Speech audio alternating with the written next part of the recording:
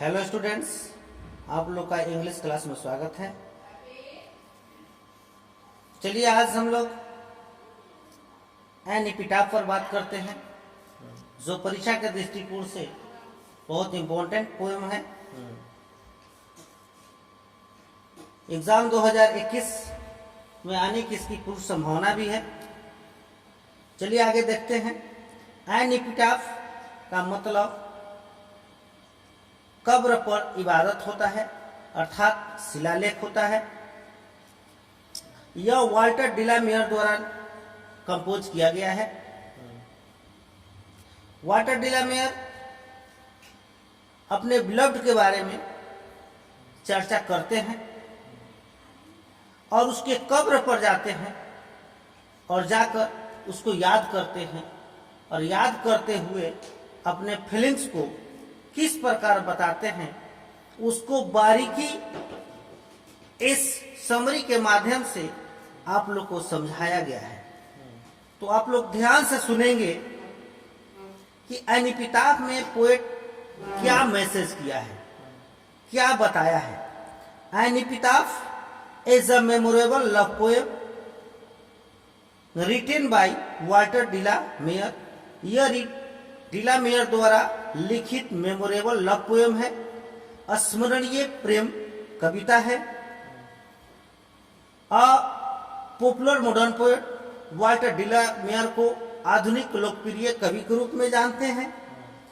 The poet presents himself as a typical lover in this poem. इस कविता में कवि स्वयं को एक टिपिकल लवर के रूप में प्रस्तुत करते हुए अपनी मानवीय भावनाओं को प्रस्तुत किया है। The poet is proud of his beloved. Poet को अपनी प्रेमिका पर बहुत गर्व होता है। He has been written in a simple and lucid language.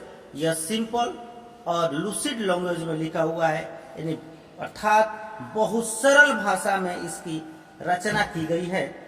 The poet thinks that the lady he loves has matchless beauty.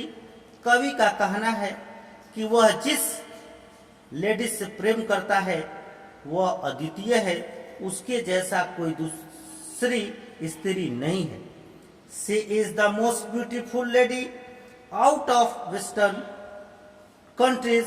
पूरी पश्चिमी देशों में सबसे सुंदर स्त्री वही है जिसे कवि प्रेम करते हैं। The poet is very proud of and has all praise for the lady.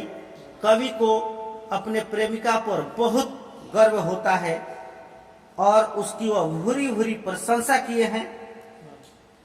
In the latter part of the poem the poet laments that There will be none to remember my beloved.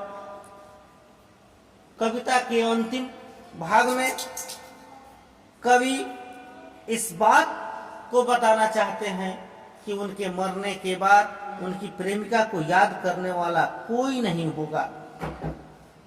वह most beautiful lady है, उसकी सुंदरता का व्याख्यान बहुत ज्यादा है, लेकिन उसको याद करने वाला कोई नहीं होगा। That is the melancholic tone of the poem. यही कविता का सबसे दुख भरी पॉइंट है, दुख भरी पंक्ति है, जिसे कवि कहते हुए वेदना महसूस करते हैं। The poet has maintained accuracy of details in this poem. कवि बहुत शुद्धता के साथ हर शब्दों की इसमें व्याख्या किया है। Maximum has been told in minimum words.